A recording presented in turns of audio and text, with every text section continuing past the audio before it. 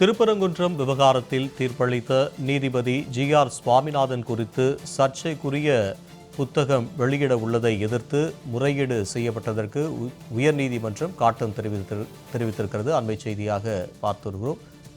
இது குறித்தான கூடுதல் விவரங்களை எமது செய்தியாளர் சுந்தரம் வழங்க கேட்கலாம். சுந்தரம், இது குறித்தான விரிவான தகவல்.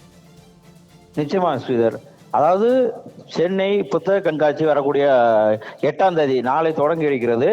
இந்த நிலையில் அந்த புத்தக கண்காட்சியில் கீழைக்காற்று பதிப்பகம் சார்பில் திருப்பரங்குன்ற விவகாரம் தொடர்பாக அங்கு தீர்ப்பளித்த நீதிபதி ஜி.ஆர். சுவாமிநாதன் அவர் நீதிபதியா அல்லது RSS ரவுடியா என்ற தலைப்பில் ஒரு புத்தகம் காட்சிப்படுத்தப்பட உள்ளதாக சென்னை உயர்நீதிமன்றத்தில் வழக்கறிஞர் ஜெகநாதன் என்பவர் தலைமை நீதி அமர்வு முன்பு ஒரு முத்திரையை வைத்தார். இந்த நிலையில் சென்னை உயர்நீதிமன்ற தலைமை நீதி அமர்வில் வழக்கறிஞர் ஜெகநாதன் முறையீடு எடுத்து நாளை தொடங்க உள்ள அந்த புத்தக கண்காட்சியில் நீதிபதி ஜி.ஆர். சுவாமிநாதனை அவமதித்து புத்தகம் வெளியிடக்கூடாது, அதை அனுமதிக்க கூடாது என அந்த முறையீட்டில் அவர் தெளிவாக தெரிவித்தார்.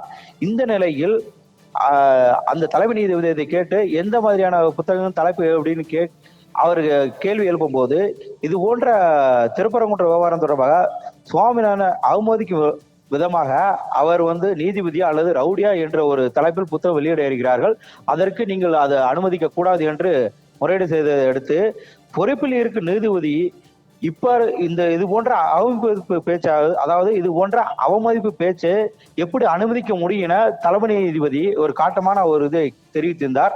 இந்த நிலையில் மத்திய அரசின் சொலிசிட்டர் ஜெனரலும் மற்றும் தமிழக அரசின் கூடுதல் தலைமை வழக்கறிஞர் ஆகியோர் இன்று பிற்பகல் 2:15 மணிக்கு நேரில் ஆஜராகி விளக்கம் அளிக்கும்படி தலைமை நீதிபதி உத்தரவு பிறப்பித்தார்.